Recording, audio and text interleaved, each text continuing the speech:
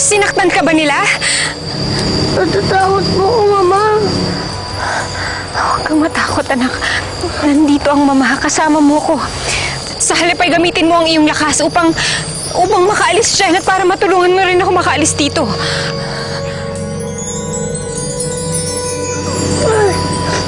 Hindi kayo makakawala dyan. Dahil ginapos kayo ng diwata. Kung kaya't isang tunay na diwata lang pwede magpalaya sa inyo. Kung gano'y, tulungan mo kami, Mariano. Tulungan mo kami makaalis dito. Maawa ka naman sa amin. Totoo bang kinasal ka muli, Esperanza? Totoo bang kinasal ka kay Simeon? Bakit di ka makapagsalita? Dahil totoo ang sinabi ng papa mo sa akin, di ba? Immoral ka. Kasal ka na sa akin, ngunit nagpakasal ka pa sa iba! Tawarin mo ko, Mariano. Ngunit hindi ko kinikilala ang ating kasal.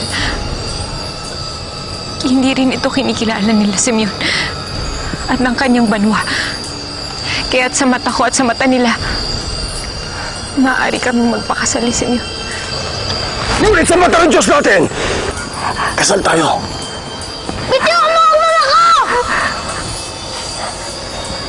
Wag, Mariano!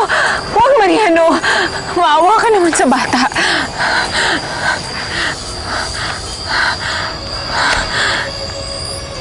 Mariano, intindihin mo naman.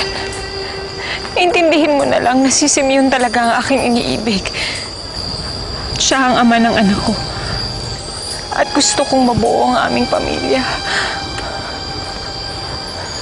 Kaya't patawarin mo na ako. Hindi kita mapatawad, Esperanza.